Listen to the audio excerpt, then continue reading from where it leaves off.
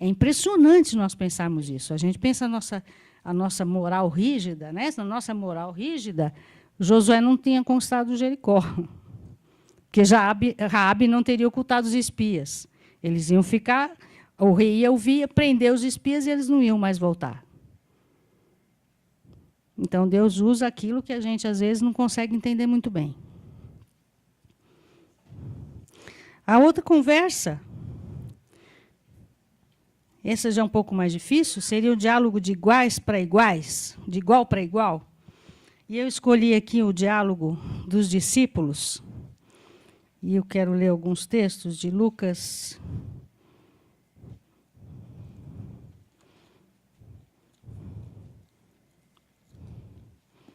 Lucas 9, 46.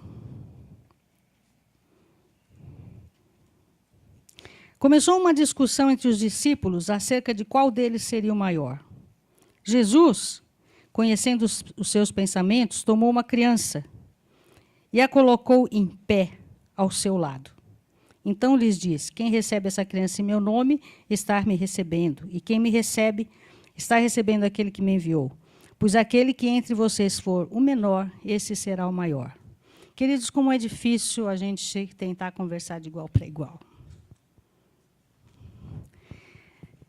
Essa é a nossa maior dificuldade nos nossos diálogos, até mesmo em família. Dentro de casa, nós dialogamos por questões de poder. Quem pode mais? Quem é o mais forte? Quem tem mais razão? Quem sabe mais? Quem conhece mais das coisas? Quem está acima? Quem é superior? Em todos os níveis. Emocional, intelectual e nós cristãos, principalmente espiritualmente. Muitas vezes nós chegamos num diálogo porque a gente se acha superior espiritualmente. Eu oro mais, eu leio mais a Bíblia, então eu tenho mais, eu sei mais do que você. Quantas vezes a gente está sentado ouvindo uma mensagem e está aqui pensando, puxa, fulano não está aqui. Né? Ou quantas vezes a gente está sentado ouvindo uma mensagem e o que funciona é o cotovelo.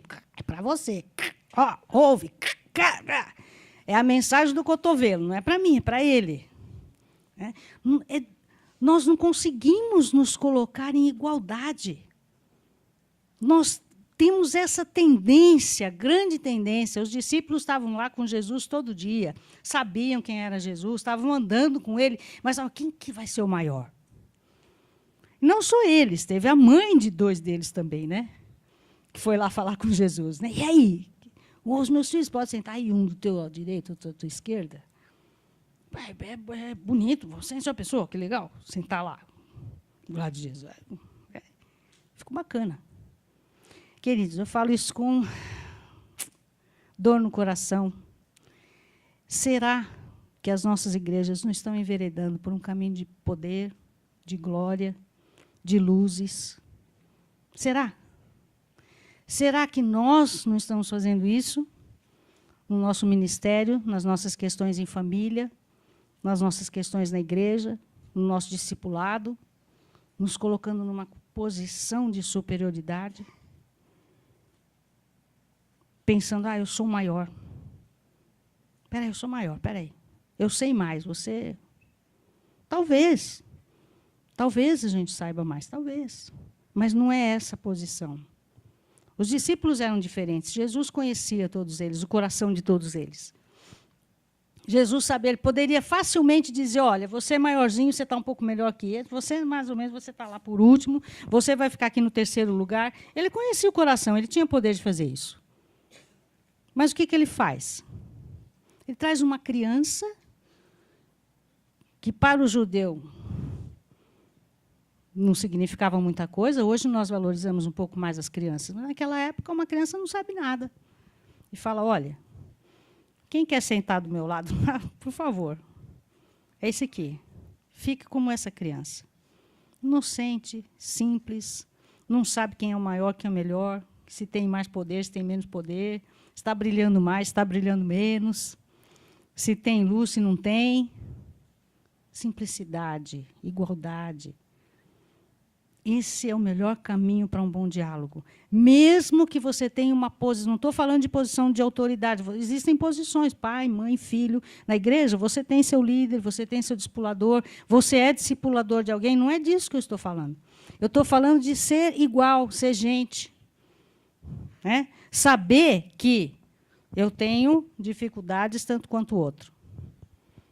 E aí eu queria fazer só uma brincadeirinha com vocês. Rapidinho. Vê se vocês conseguem deixar a caneta e o papel aí. E a sua mão direita, tem tudo que você tem de bom. Tudo que você tem de bom. Tá? Você põe ela aqui, na frente.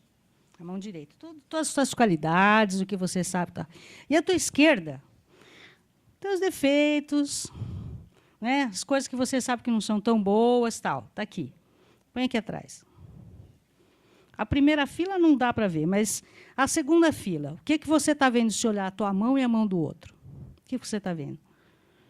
O que você pode ver? Tua mão? O que tem aí na tua mão? Fala para mim. A mão direita tem o quê? As coisas boas. E a dele? O que você está vendo? O que você está vendo da... É assim que a gente vai para uma conversa. Eu sou bom, mas ele, ó, inverte.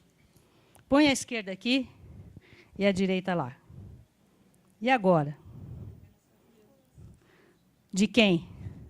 As coisas boas do outro. As tuas fraquezas. A gente, vamos dizer assim, somos humanos andando numa fila indiana, com a mão direita atrás, a mão direita na frente e a esquerda atrás, porque nós queremos esconder de nós os nossos pontos fracos. Mas o outro está lá, está vendo. Há que ser tonto. Todo mundo sabe. Por que você quer esconder? Acima de todos, Deus conhece teu coração. Não adianta você querer andar só com as coisas boas. Nós não temos que andar em fila indiana, nós temos que fazer um círculo e trazer ambas as mãos para o círculo. Ambas. Direita e esquerda, coisas boas e pontos fracos. Efésios fala do corpo de Cristo por quê? Porque nós precisamos uns dos outros. Ninguém faz nada sozinho. Não dá. E aquele que é meu ponto fraco, a minha fraqueza, eu tenho certeza que vai ter alguém ali ao meu lado, trabalhando comigo, que vai suprir esse meu problema, essa minha dificuldade, esse meu ponto fraco. E eu preciso do outro não só para trabalhar junto, mas para que o outro me ajude a lapidar. Ele está vendo o meu problema. Ele tem que me ajudar. Se ele é realmente irmão, ou em família, se é realmente esposo, esposa, nós não estamos lá para brigar quem é o melhor. Quem que é mais espiritual? Nós estamos lá para trabalhar juntos, para crescer juntos, para refletirmos a glória de Cristo juntos. Como o ferro afia o ferro, assim o homem ao seu amigo. Como o ferro afia o ferro, assim o homem afia ao seu amigo. É isso que é igreja, gente. É isso que é igreja. É afiar um ao outro. É legal afiar? Vocês já foram ver um ferreiro afiar? Já viram? Alguém já viu? A gente não tem muita experiência. É tudo de cidade grande, né? Não vê, só vê em filme, né? Mas sai faísca. Sai faísca. Não põe a máscara para você ver. Fura o olho. Afiar o ferro era bacana? Não é, não. Dói. Machuca. Você e o outro. Quem está afiando o ferro tem que se proteger, senão ele se queima. Sai faísca do defeito do outro e pega você. E você diz, fui falar com ele, ele me falou aquilo. Aí você vai chorar. Meu amigo, é isso. Ser cristão é isso. É se permitir ser afiado. E é afiar ao outro. E isso tem que se dar em família. Tem que se dar dentro de casa. Marido e esposa, pais e filhos, irmãos. É isso que tem que acontecer. A gente não tem que andar com a mão dos defeitos escondida e olhando só a qualidade nossa. Não, vamos inverter isso. Vamos trazer as duas mãos para frente. Não é esconder o que é bom. Você tem pontos fortes, você tem qualidades. Você tem o Espírito Santo. Deus lhe deu dons, lhe deu talentos. Você pode fazer uma série de coisas no reino. Você pode mudar as coisas na sua família nuclear, você pode mudar coisas na sua família de origem, mas você não é superior. Você não é melhor. Você tem qualidades, você tem pontos fracos. Você tem defeitos, você peca. Do mesmo jeito que o outro. Então, traz as duas mãos. Traz as duas mãos para a conversa.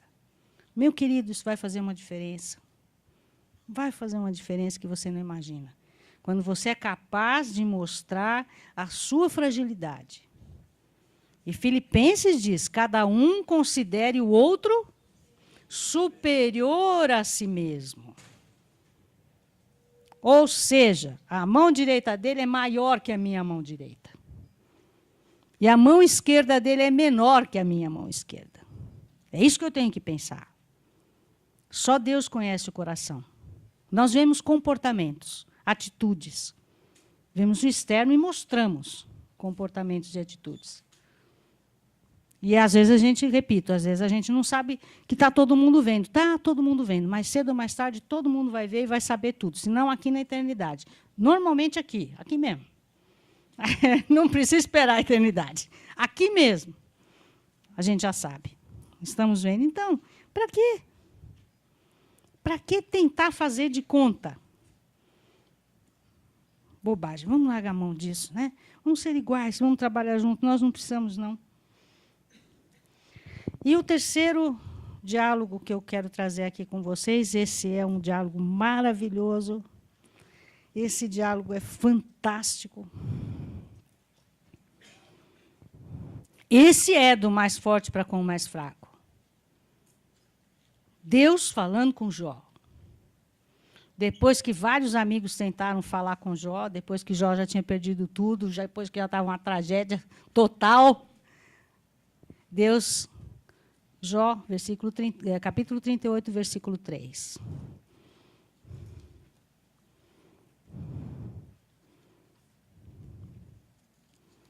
Deus chega para Jó e diz assim: no meio de uma tempestade, quem é esse que obscurece o meu conselho com palavras sem conhecimento? Prepare-se como simples homem. Eu vou fazer perguntas e você vai me responder. Gente, que lindo. Que lindo. Não é?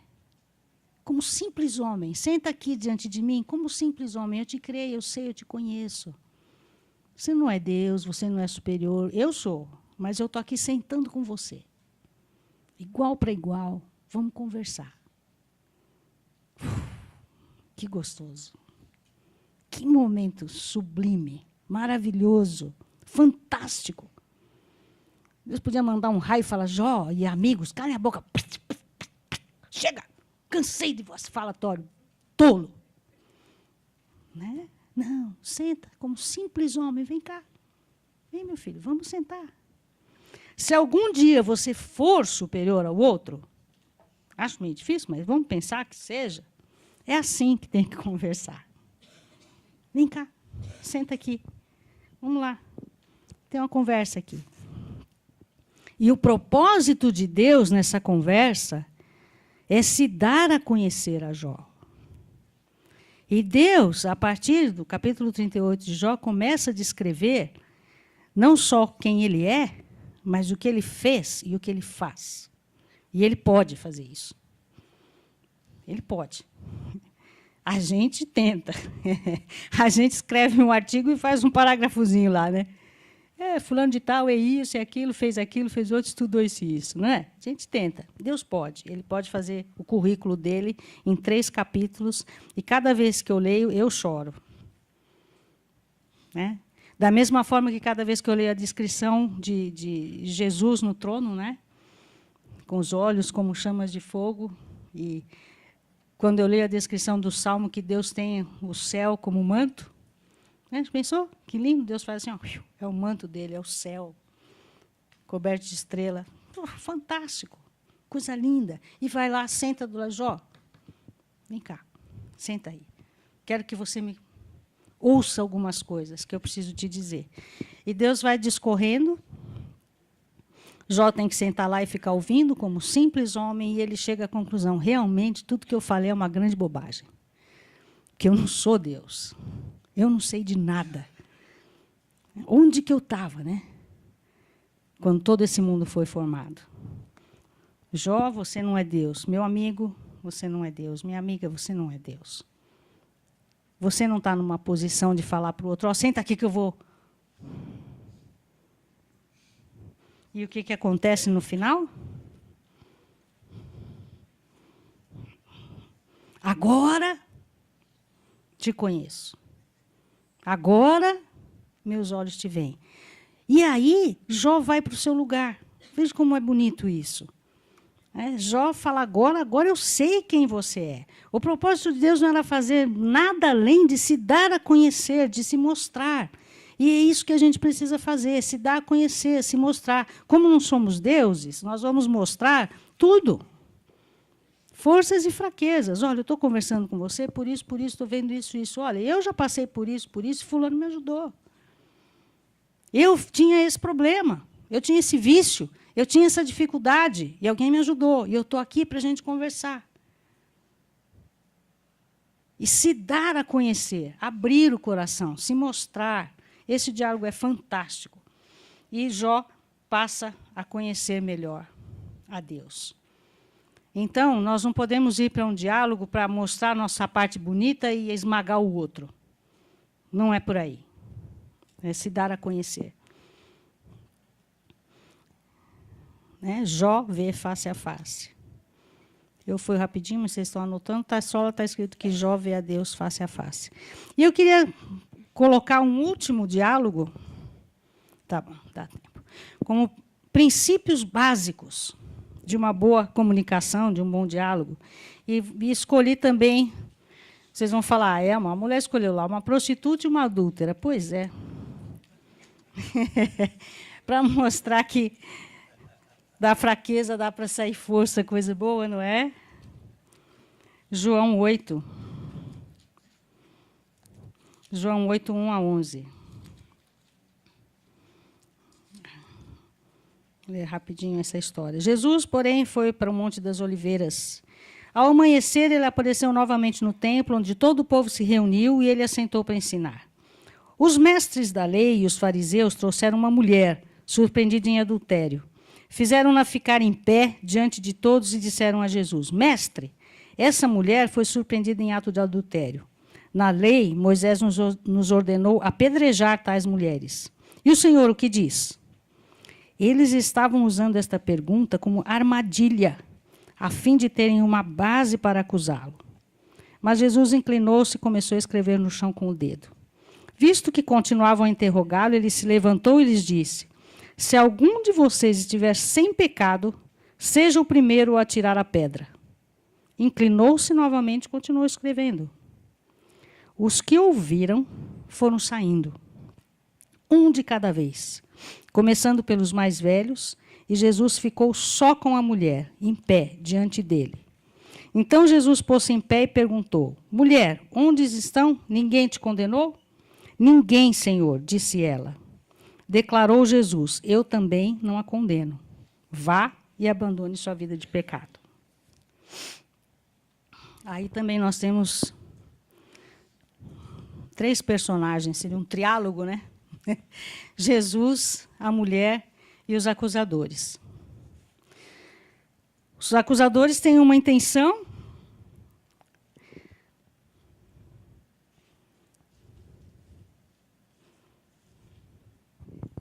que é pegar Jesus numa armadilha.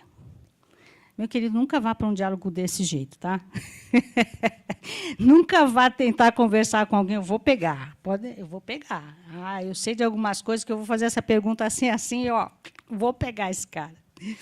Né? Diálogo não é isso. Diálogo não é para pegar o outro, né? Para irmos bem para um diálogo, a gente tem que olhar aí o coração de Jesus, e Jesus conhece o coração do outro, tanto o coração da mulher como o coração dos acusadores. Será que nós conhecemos o coração do outro com quem a gente está tentando conversar? É uma pergunta para a gente fazer cada vez que tentarmos iniciar um diálogo. Será? Será que eu estou conhecendo o coração do outro? A fundo, lá, a profundidade, só Deus conhece. Mas a gente, convivência, andar junto, dizem comer um saco de sal, né, que eu não sei quantos quilos cabe num saco de sal, não é esse de 1 quilinho nosso, não, é aquele sacão mesmo, né, que dá para você conhecer um pouquinho o outro. Né? Dizem que é assim. Né? Então, quando nós vamos, a nossa intenção tem que ser conhecer um pouco mais do coração do outro, não acusar. Né? Não colocar armadilhas, mas conhecer o coração. Gente, conhecer o coração requer tempo, requer humildade. Não adianta você ficar fazendo aquele diálogo que nós falamos anterior, eu vou falar isso, ele vai falar aquilo. Para conhecer, você não tem que ter a resposta, você tem que ouvir. Você tem que saber perguntar para ouvir a necessidade, a dor, a motivação. Jesus sabia de antemão, nós não. Então, a gente precisa perguntar. O bom diálogo é feito de perguntas e de ouvir a resposta. Quantas vezes você senta com uma pessoa, você fala, aí ela responde e você fala, não ouviu nada do que eu falei. Oswaldo foi pastor mais de 20 anos numa igreja e se formou novo. E logo que ele começou a pastorear, nós éramos recém-casados e vinham casais, namorados. E começamos a fazer muito aconselhamento de casais. Várias vezes o casal chegava e o marido falava alguma coisa, o Oswaldo já sabia tudo. Eu estou contando porque ele conta isso. Não, meu irmão, é isso. Às vezes ele falava, o pastor fala, hein, gente? Ó, desculpa, mas pastor e pastora fala. Tem resposta para tudo, né? E ele já, é isso, não é esse lei? Eu falei, terminou, falou, discursou, leu o texto, 15 minutos. Os dois viram, pastor, não era isso. Mas eu já gastei tanta saliva, era só meia hora de aconselhamento, já foram 20 minutos, eu não sei o que era. Eu não sei o que eles vieram falar. Não é assim? Em família? Quantas vezes a gente não sente e acha que já sabe o que o outro vai dizer e não se preocupa em ouvir? Né? Você já sabe tudo. Eu já sei o que você vai dizer. Gente, isso dói demais quando alguém vira e fala assim para você, não é? Senta aí, já sei o que você vai falar. Então, nós não sabemos o que o outro vai falar. Nós não conhecemos o coração do outro. O nosso diálogo está aqui nesse nível, nós estamos olhando as coisas por fora. A gente tem que se dar a conhecer e conhecer o outro. Jesus conhecia, ele pôde estabelecer esse diálogo porque ele conhecia o coração dos acusadores, conhecia o coração da mulher. Nós precisamos gastar tempo para conhecer o coração do outro. Eu não conheço o meu coração. Jeremias fala isso, meu coração é desesperadamente corrupto. Quem o conhecerá? Qual é a resposta? Quem conhece o meu coração? Só Deus. E eu tenho que ir diante de Deus para Ele revelar o meu coração. E eu acredito que Ele revela devagarzinho, porque senão eu morro de vergonha. Ele joga a luz assim aos poucos para dentro do meu coração e me revela. Eu vou lá todo dia, Senhor, mostra, tem uma motivação oculta? Estou fazendo uma coisa que é para me dar glória? Eu estou querendo coisas como a criança lá na banca de doce? E não é isso que eu preciso, eu quero doce. Senhor, mostra. Aí Deus abre assim uma frestinha, sabe aquele quarto está cheio de pó, que ele abre uma frestinha, você vê aquele pó voando assim? Ele fala, tá bom, o resto deixa comigo, senão você não aguenta. Né? Deus é misericordioso conosco. E a gente pega um farol e mete no defeito do outro. Claro que ele vai reagir. Ele vai pegar uma pedra e queimar a tua lanterna, cara. Vai. Não suporta, não dá, não é assim que a gente conversa. Não é? É conhecer a motivação, é ir lá no coração, é saber. O amor incondicional não foi recebido em algum ponto. Será que eu posso, pelo poder do Espírito Santo, oferecer agora esse amor incondicional e restaurar? Ou será que eu quero apedrejar mesmo, porque eu quero esconder os meus defeitos, e quando o do outro é maior, a gente fica mais feliz, não é? Ah, está vendo aquele miserável? Eu não faço isso. Aí pensa, eu faço outras coisas, mas nem se compara com aquilo ali. Não é? Somos assim? É isso. Então, as necessidades e motivações do outro e minhas, eu preciso levar isso diante de Deus. E, gente, Jesus foi capaz. Ele tinha, de um lado, um bando de acusadores que queriam justiça segundo a lei de Moisés. Está errado? Está errado? Não. Não está errado. É a lei. Nós não temos que cumprir a lei. É a lei de Moisés, está certo. A motivação estava errada. Quantas vezes nós fazemos isso?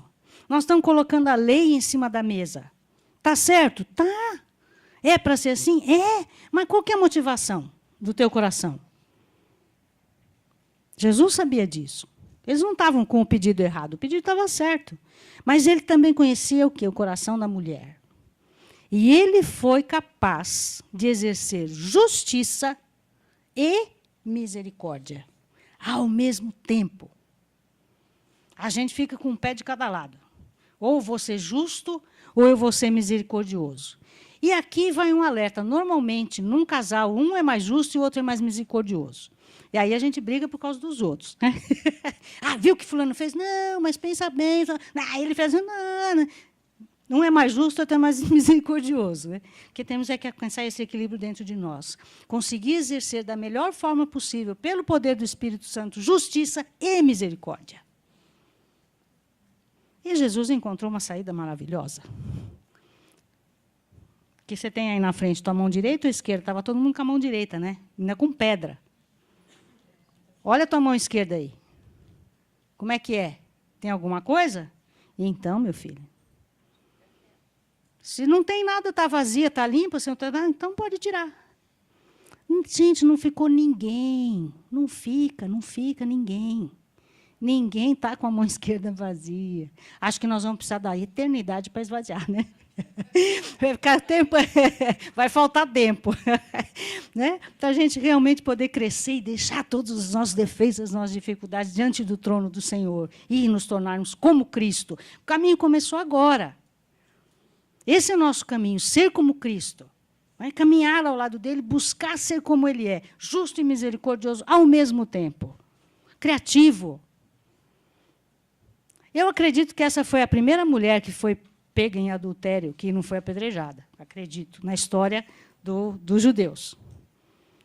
Acredito. E o que aqueles homens saíram pensando? O que aconteceu na cabeça deles? Eu não sei. Eram muitos.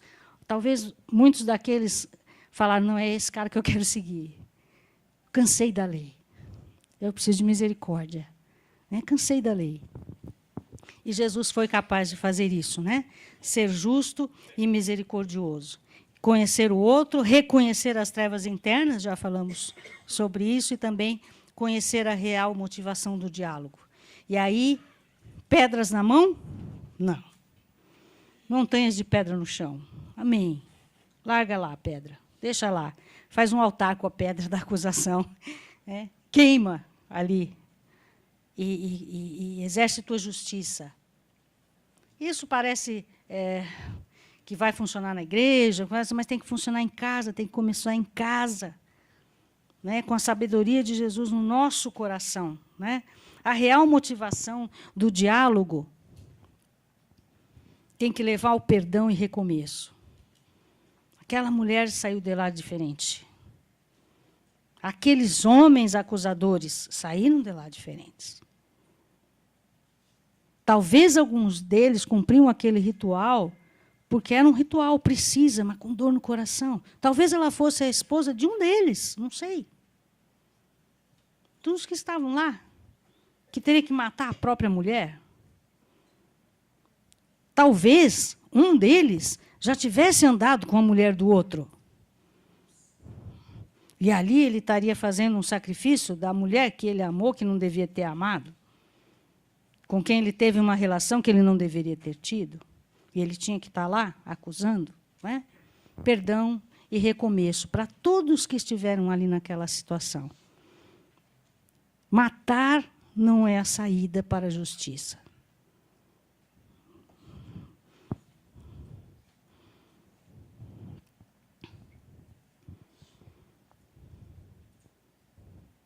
Para a gente encerrar, algumas coisas práticas.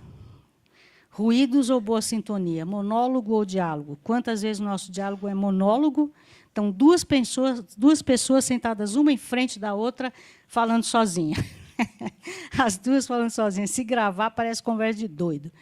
E eu já vi isso em consultório. Os dois sentam ali, pensam que estão conversando, cada um está falando uma coisa que não tem nada a ver com o outro, e o outro responde aquilo que está falando desde o começo, e nenhum dos dois arreda pé.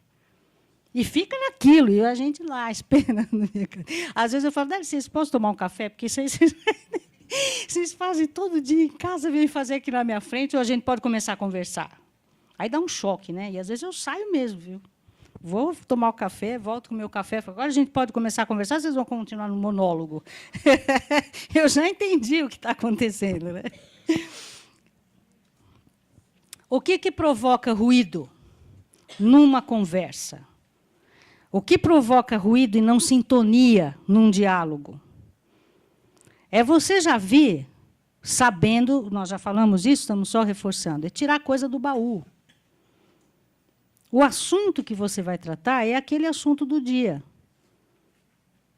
E as mulheres têm mais uma tendência a fazer isso, os homens não tanto, mas às vezes existem homens que fazem também, as mulheres que não fazem. Então, vamos perguntar aí na sua cabeça.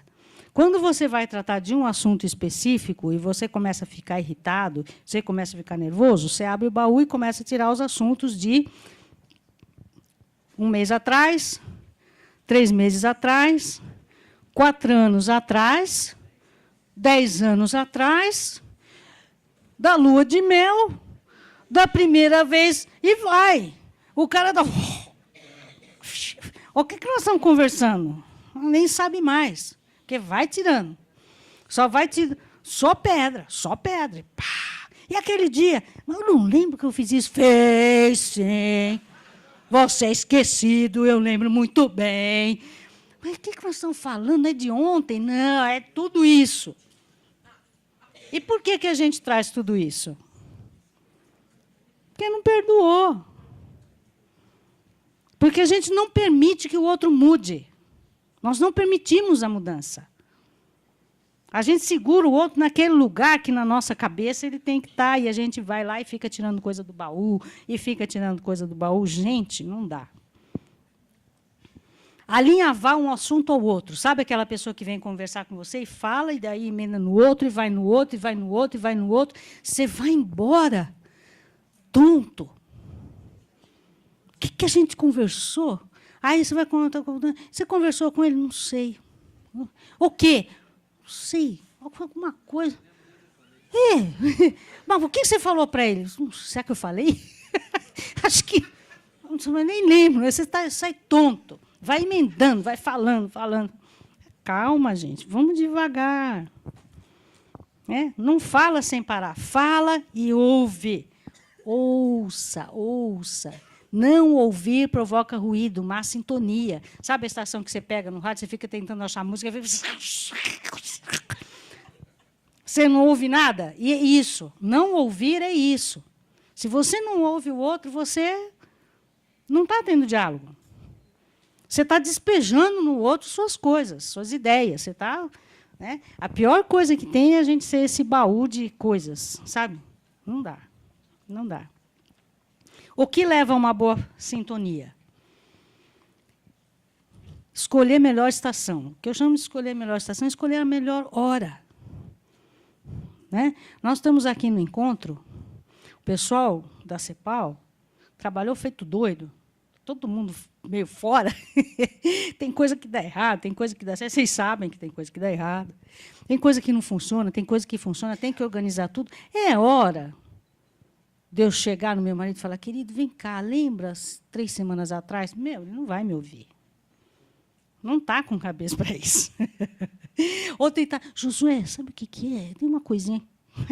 Não é hora. Escolhe.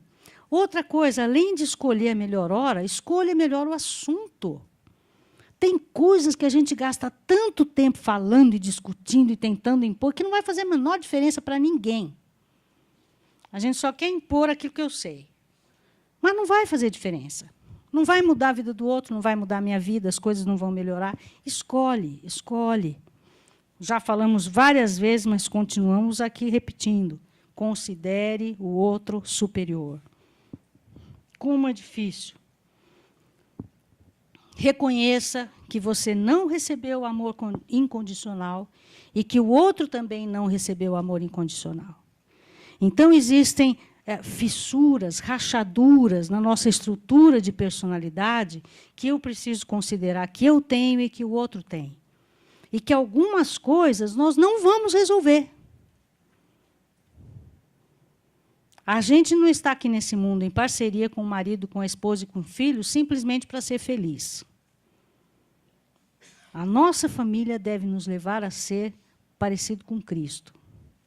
E, às vezes, tem assunto que não vai ser resolvido. Não vai ser. Vai ficar na mesa. E nós vamos ter que, dia a dia, entregar isso para o Senhor e acalmar o coração, sabendo que Deus sabe. Deus sabe. Né? Nós não recebemos amor incondicional e o outro também não. Isso vocês também já sabem. Não adianta atacar as pessoas. Vamos juntos olhar para o problema. Meu bisavô, ele tinha um quadro, talvez tataravô de vocês, bisavô de vocês, não sei a idade de vocês. Ele tinha um quadro, vocês devem conhecer, ele morava no interior, que tem 2 burrinhos amarrados com 2 montinhos de capim, e um querendo comer em um e outro comendo no outro, mas a corda não dá. E os 2 estão lá, o capim está ali.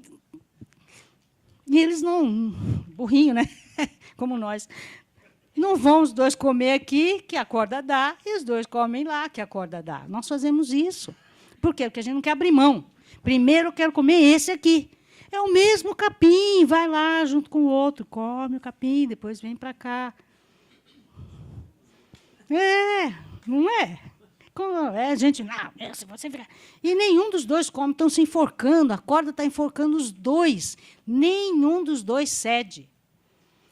Aí, assim, falar baixinho, é burrice, gente, só burro faz isso. Inteligente não faz. Diante de Deus, somos iguais. Aceite o outro como ele é. Ventilar os sentimentos. Gente, sentir não é pecado. Prestem atenção. Irai-vos. Tá bom? Podemos sentir. E se você pode sentir, você tem que ser maduro, adulto o suficiente para ouvir o sentimento do outro, por pior que seja. Quando alguém vem expressar um sentimento para você e você já começa, você não devia sentir isso? Mas eu sinto, Deus nos fez assim, nos fez seres emocionais, nós sentimos coisas horríveis às vezes. Temos desejos terríveis. O que é o pecado? É tornar esse sentimento em um comportamento. Isso é pecado. Mas enquanto eu estou sentindo, e se você é meu amigo, eu quero ter liberdade de falar para você das minhas emoções sem ser considerado pecador. Sabe por quê? O meu consultório, o consultório de tantos psicólogos e tantos conselheiros está cheio? Porque lá você pode ventilar seus sentimentos sem medo de ser julgado. E isso deveria acontecer na família. Mas não acontece. Se um filho chega para você e diz do desejo dele de experimentar uma droga, porque todos os colegas, é desejo, porque todos os colegas estão experimentando, você tem que ouvi-lo. Sentir não é problema. Se você não permitir que ele fale para você o que ele está sentindo, ele vai experimentar e você não vai saber. Ele não tem liberdade de falar o que ele está sentindo. Pai, faz 5 anos que eu estou com essa namorada, não está dando. Eu estou com desejo de dormir com ela. Ele tem coragem de falar isso para você? Você fala, seu moleque, pá, pá. É desejo ainda, calma, calma. Respira fundo. Meu filho, engole e conversa. Conversa. Desejo não é pecado. Sentimento não é pecado. Vontade de fazer não é pecado. Então, permite, é fazer. O comportamento, sim. E mesmo assim, Deus não condena a pessoa. Nós acabamos de ver. Já foi? Senta e conversa. Já errou? Senta e conversa. Vai ver por quê, o que aconteceu, qual a motivação, qual a história, aonde que eu perdi esse filho, cadê o buraco? Cadê o amor incondicional? Em algum momento eu perdi. Agora eu preciso restaurar. Eu preciso ir atrás. Agora, se há liberdade de falar sobre o que eu sinto, gente, aí eu vou ter que mudar de profissão, não precisa mais de consultório. Em casa você resolve. Você conversa sobre o que você sente. E perdão, perdão, perdão, perdão, perdão. 2 amigos moravam em casas, vamos imaginar uma cidade do interior, gostosa, cheia de árvores, né? Caminhozinho entre as casas. O mato não crescia, não, porque eles se visitavam. Até que um dia eles brigaram. E o mato cresceu. E um terceiro amigo chegou para visitar e falou, o que aconteceu? Ele falou, por quê? O caminho para a casa do seu amigo está cheio de mato. Vocês brigaram? Não vão permitir que o mato cresça nos nossos caminhos em família, entre esposo e esposa, entre pais e filhos, entre os filhos. E vamos ampliar isso para a igreja. Não vamos permitir que cresça erva daninha entre os nossos irmãos em Cristo, aquele que você ama, aquele que você conhece. Construa pontes. Aprenda a ouvir. Abre o coração. Leva as 2 mãos. Amém? Vamos orar? Senhor, muito obrigado pelos exemplos que a gente pode ter na Tua palavra. Ensina-nos a dialogar. Dá-nos graça para olharmos para o nosso coração, para as nossas motivações e irmos ao encontro do outro, não para julgar, para tirar pedras, mas para restaurar, para renovar, para construir, para crescer em Cristo e sermos semelhantes a Cristo. Dá-nos coragem de encarar o nosso coração e de ir em direção ao outro.